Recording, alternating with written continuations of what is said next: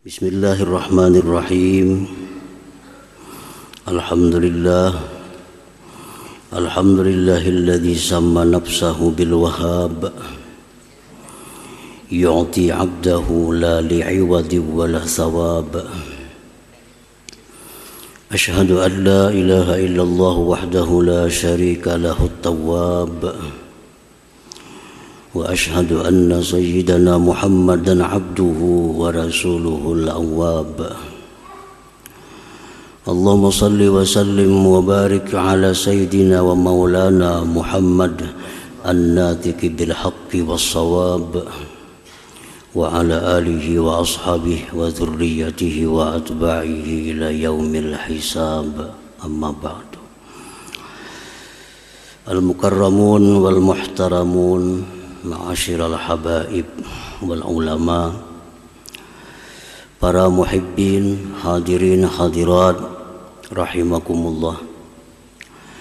Puji syukur selalu kita haturkan kehadirat Allah Subhanahu wa taala atas limpahan taufik dan hidayah serta inayahnya kepada kita, sehingga kita bisa berkumpul, bertemu di Masjid Bustanul Muhibbin yang dipenuhi dengan berkah dan rahmat ini.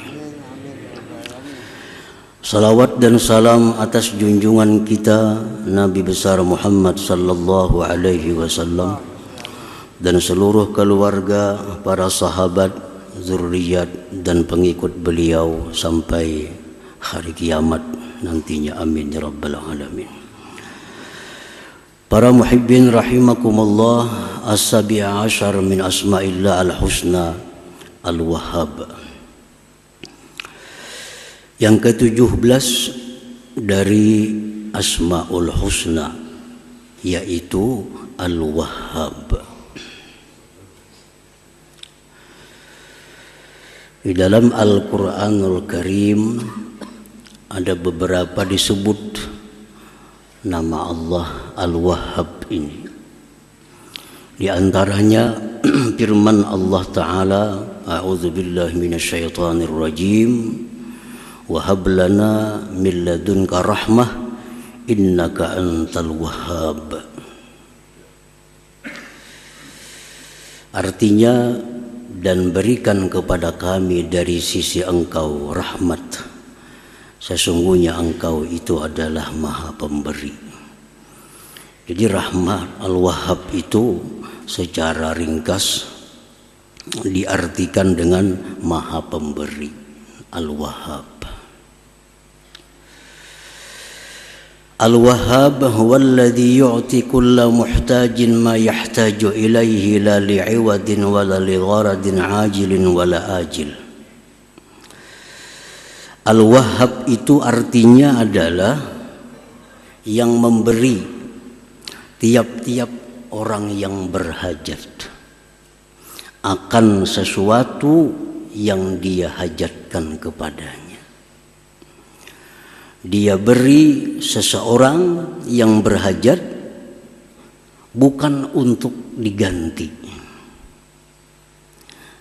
Bukan ada tujuan-tujuan, baik di dunia maupun di akhirat nantinya. Jadi itulah makna Al-Wahhab.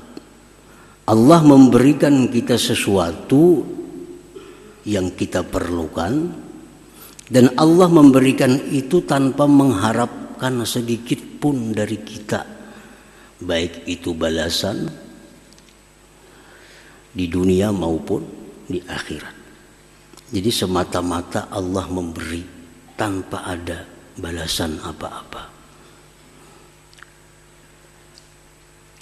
Paman wahaba walahu fi hibatihi gharadun yanaluhu min sana'in aw mawaddatin aw ghairihima falaysa biwahhab. Barang siapa yang memberi dan baginya pada memberi itu ada tujuan yang akan dicapai, baik pujian atau cinta atau selainnya, maka bukanlah itu Al-Wahhab. Nah, jadi kalau kita memberi sesuatu ada maksud, ada tujuan, baik tujuannya berupa materi atau tujuannya berupa pujian, maka bukanlah itu namanya Al-Wahhab. Jadi Allah memberikan semata-mata sesuatu yang kita perlukan tanpa ada iming-iming apa, tanpa ada harapan apa-apa kepada kita ini. Para muhibbin rahimakumullah, perkara Allah menyuruh kita untuk takwa, Allah menyuruh kita sembahyang, Allah menyuruh kita sedekah, itu kembali kepada kita manfaatnya, bukan kepada Allah. Jangan sekali-kali berprasangka bahwa Allah itu menyuruh kita sembahyang supaya dia lebih mulia. Jangan sekali-kali berprasangka bahwa Allah itu menyuruh kita berzikir agar dia menjadi lebih tinggi. Bukan itu. Allah menyuruh berbagai macam kebaikan kepada kita, manfaatnya itu kembali kepada kita. Sedikit pun tidak akan kembali kepada Allah Subhanahu wa ta'ala. Nah, para muhibbin rahimakumullah, sebesar apapun taat kita kepada Allah, kada akan meninggikan kedudukan Allah. Sebesar apapun ibadah kita kepada Allah, kada akan menambah kemuliaan Allah. Nah, sebesar apapun maksiat kita kepada Allah, sebesar apapun ingkar kita kepada Allah, sedikit pun kada akan menurunkan ketinggian derajat Allah Subhanahu wa ta'ala. Jadi perbuatan taat yang disuruh Allah kepada kita untuk kita, untuk kita. Nah, perbuatan maksiat yang dilarang Allah kepada kita itu pun untuk kita. Karena setiap maksiat itu ada mengandung mudarat. Setiap maksiat baik kecil ataupun besar, di dalamnya ada mudarat, ada bahaya. Nah, oleh karena itu Allah melarang kita, jangan melakukan ini supaya kita jangan mudarat. Bukan kembali kepada Allah Subhanahu wa ta'ala. Nah, para muhibbin rahimakumullah, jadi Allah memberikan tiap-tiap orang yang berhajat sesuatu yang dia hajatkan, bukan karena mengharapkan gantian dan bukan karena ada tujuan. Oleh karena itu Allah dinamakan dengan Al-Wahhab ini. Para muhibbin rahimakumullah, nah sekarang apa yang kita perlu kepada Allah? Ini Allah akan memberi kita apa yang kita perlu. Itulah namanya Al-Wahhab. Apa yang paling kita perlukan, apa yang paling manusia butuhkan.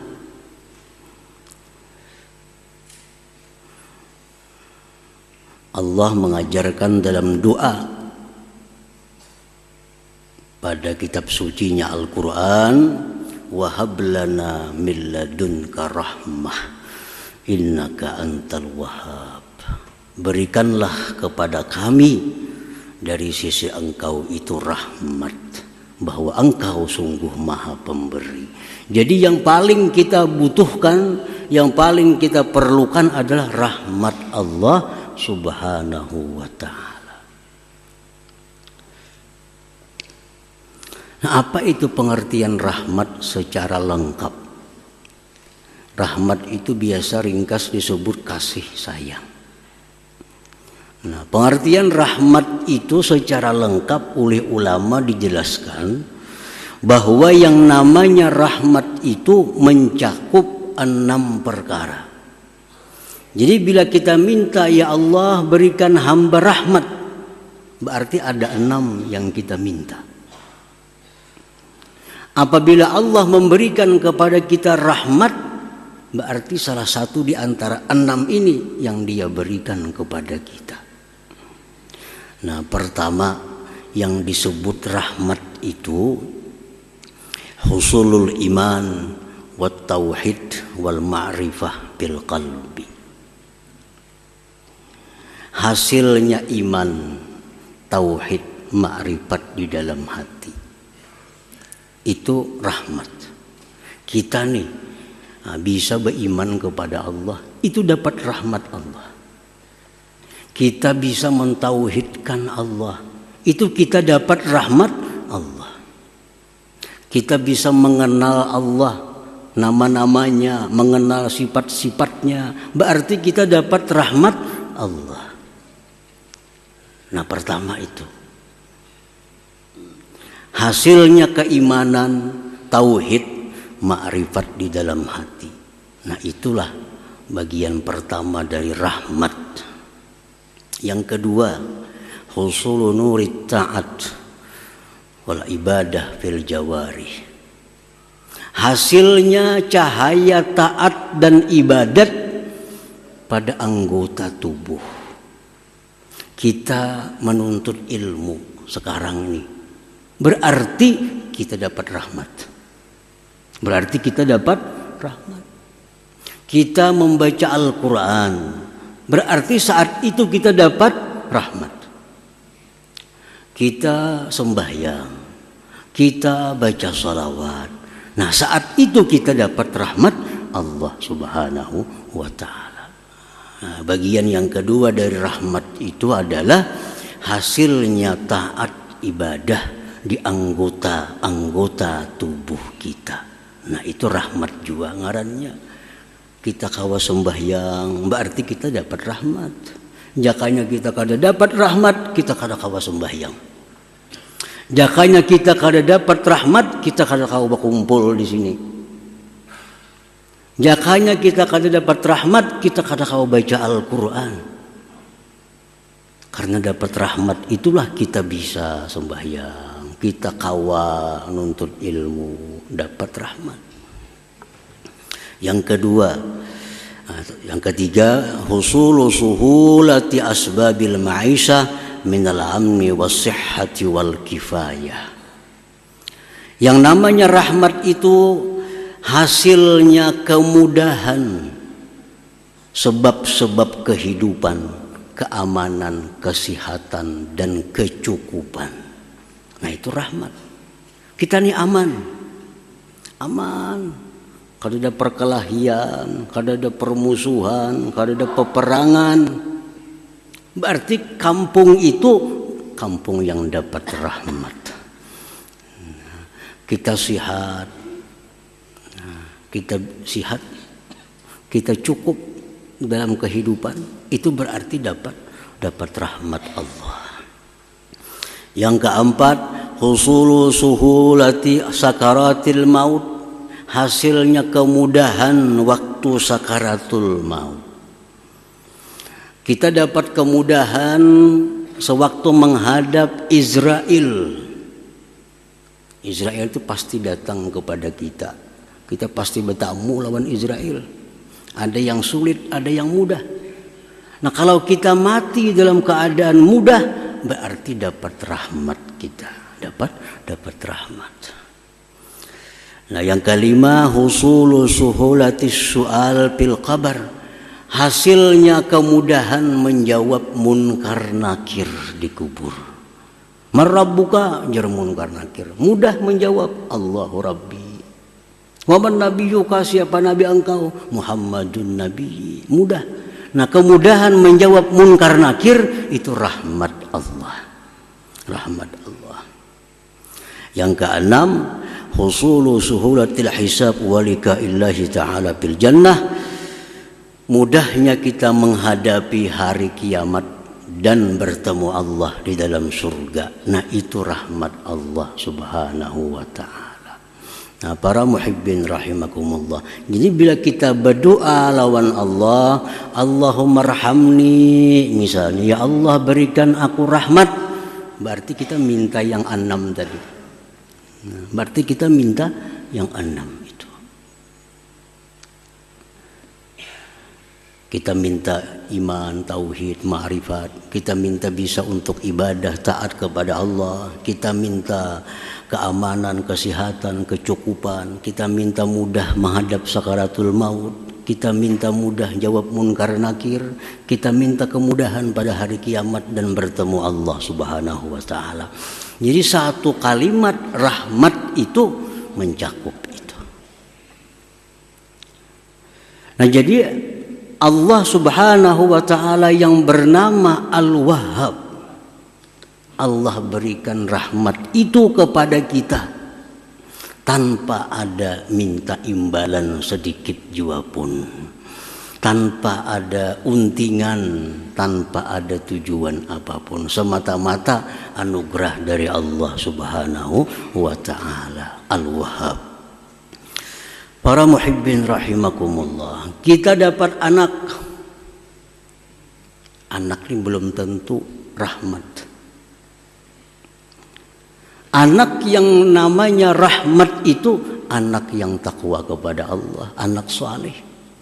Kalau kita punya anak kita jadi anak yang saleh, baru itu anak rahmat kepada kita. Kita dapat istri, belum tentu istri ini menjadi rahmat bagi kita. Tapi kalau istri ini salihah, taat kepada Allah, taat kepada suami, maka ini istri rahmat bagi kita. Kita dapat duit, belum tentu duit ini rahmat. Tapi bila duit ini kita gunakan untuk ibadah kepada Allah, maka duit itu namanya rahmat. Pangkat, kedudukan, jabatan, belum tentu ini kedudukan rahmat. Kedudukan, pangkat yang namanya rahmat itu adalah pangkat dan kedudukan yang dijalankan dengan benar, yang dijalankan untuk mensejahterakan umat Nabi Muhammad sallallahu alaihi wasallam. Itulah pangkat yang namanya rahmat Allah Subhanahu wa taala. Jadi setiap rezeki dari Allah belum tentu nikmat. Setiap nikmat belum tentu rahmat. Rezeki ini ada yang halal, ada yang haram. Nah, rezeki yang halal disebut nikmat. Nah, nikmat ini bila disyukuri menjadi rahmat. Tapi bila nikmat ini kada disyukuri, maka dia berubah akan menjadi azab kepada kita. Nah, para muhibbin rahimakumullah,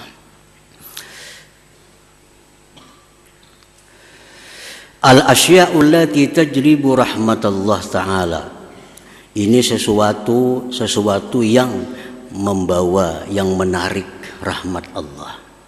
Nah, begitu pentingnya rahmat Allah, kita disuruh untuk mencari rahmat itu.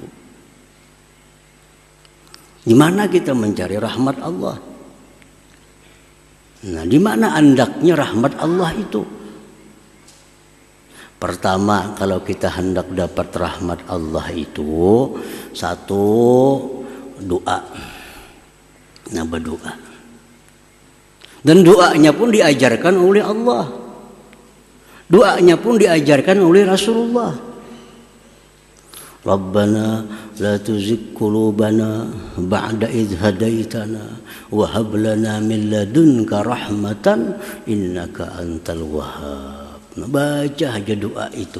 Itu memancing datangnya rahmat kepada kita.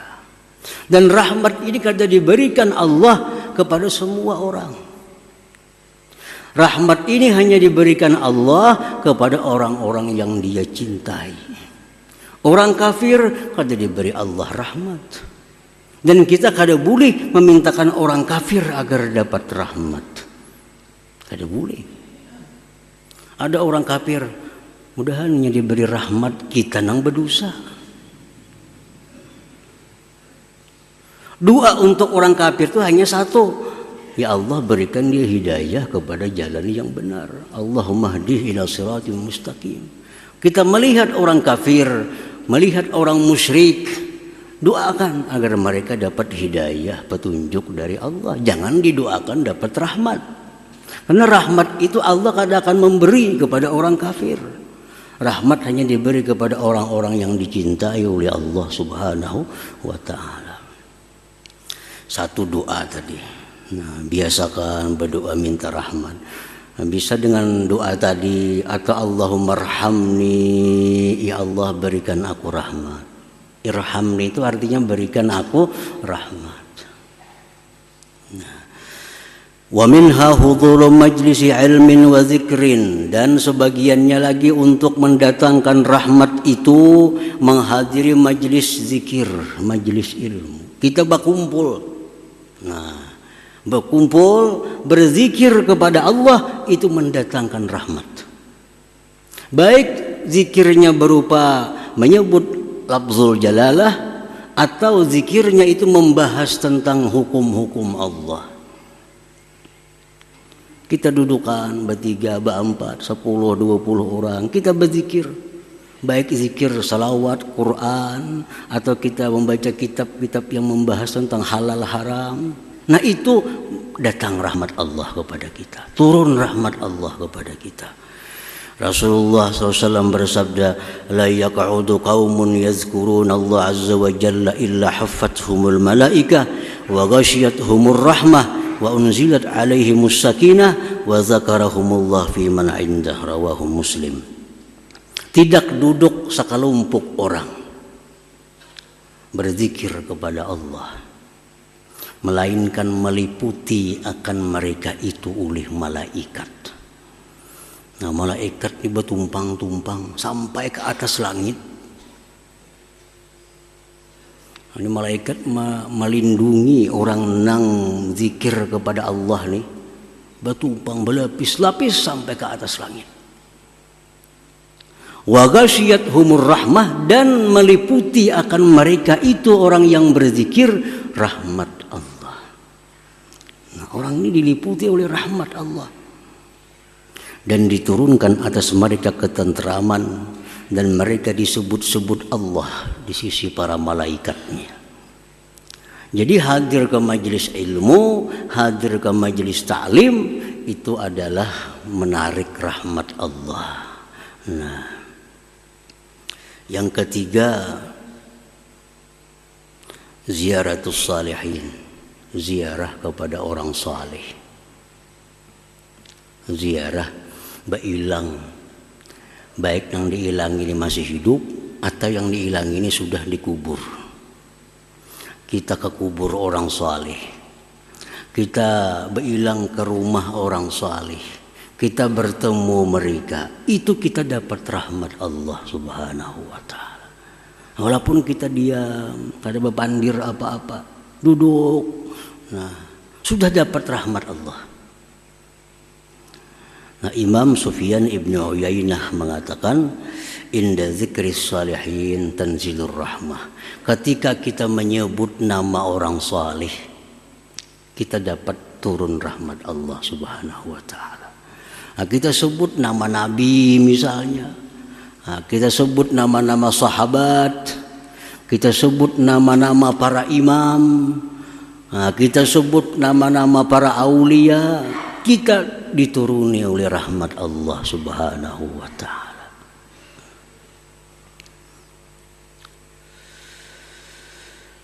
Nah, wa minha, dan setengahnya lagi, al-i'tikaf fil masjid, i'tikaf di masjid. I'tikaf itu kada syarat baca Quran, i'tikaf itu kada disyaratkan sembahyang. Kita duduk di masjid, niat i'tikaf, satu mat itu guring, ada apa-apa. Guring, i'tikaf.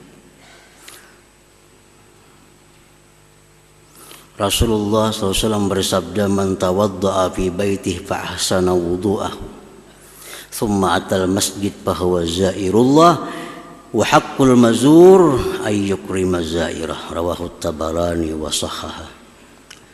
Ujar Nabi, siapa yang berwudu di rumahnya dengan wudu yang sempurna, yang baik, kemudian dia datang ke masjid. Nah, datang ke masjid, maka dia ini disebut zairullah, mailangi Allah. Disebut mailangi Allah. Jadi kita berwudu di rumah. Nah, di manakah berwudunya? Asal wudu yang baik.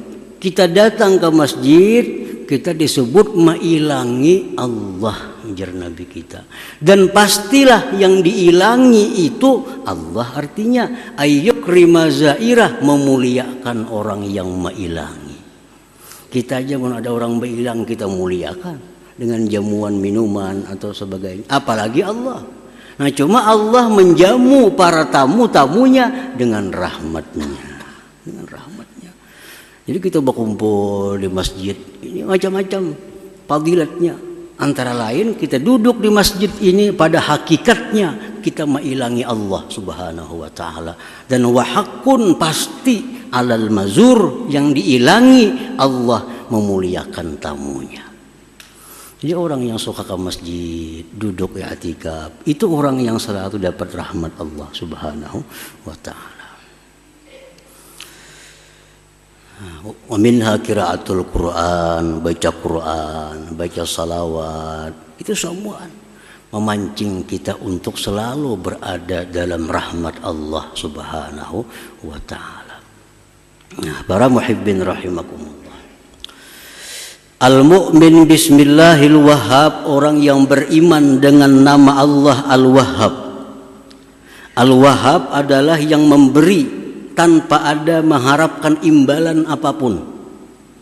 Nah, kalau kita beriman, kita percaya bahwa Allah itu Al-Wahhab, Allah memberi tanpa minta imbalan sedikit pun dalam bentuk apapun, kita selaku manusia, hambanya yang mengimaninya, ayyati ma yamlikuhu liwajhillahi ta'ala wahdah, la lilusul ila na'imil jannah awil hadhari min azabin nar aw lihazzin ajilin aw ajil.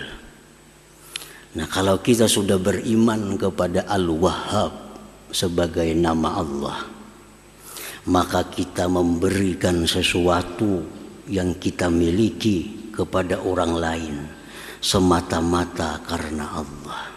Nah, semata-mata karena Allah, bukan untuk masuk surga, bukan untuk selamat di neraka, bukan untuk apapun. Kita memberikan kepada orang sesuatu yang kita miliki semata-mata karena Allah. Itulah orang yang beriman kepada nama Allah Al-Wahhab ini.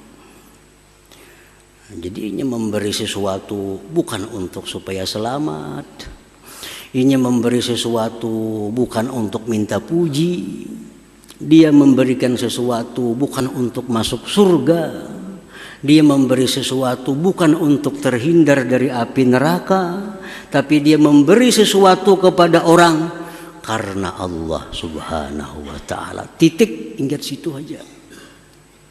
Nah, itulah contoh orang yang beriman kepada nama Allah Al-Wahhab tadi. Jadi kada usah lagi kita bersedekah supaya kada usah, cukup karena Allah.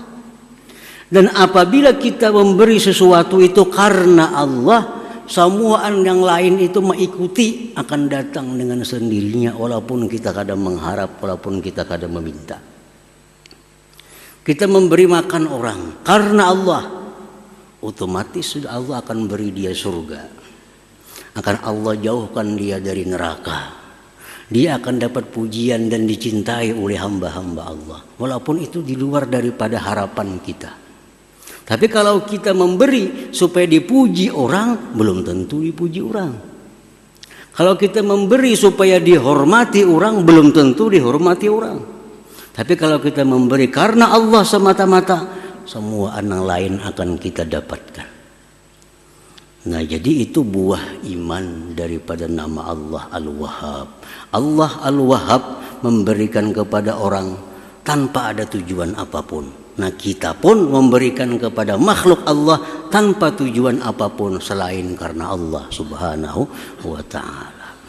Nah, para muhibbin rahimakumullah, para ulama banyak yang mengatakan bahwa Al-Wahhab ini mempunyai berbagai macam khasiat bagi orang-orang yang mengamalkannya. Antara lain, kalau kita membaca Al-Wahhab karena Allah Subhanahu wa ta'ala, kita akan diberikan oleh Allah pertama kekayaan. Maksud kekayaan hati. Hati kita ini merasa kita ini kaya. Hati kita merasa bahwa kita ini cukup. Nah, Al-Wahhab. Apabila kita membacanya waktu sujud terakhir sembahyang duha, 14 kali cukup.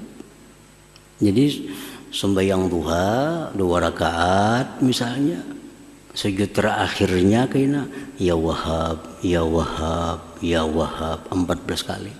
Diamalkan. Nah, artinya diamalkan tuh hari-hari. Nah, itu orang diamalkan. Namun sesekali banu kadang banu itu lain mengamalkan orangnya. Ini diamalkan hari-hari.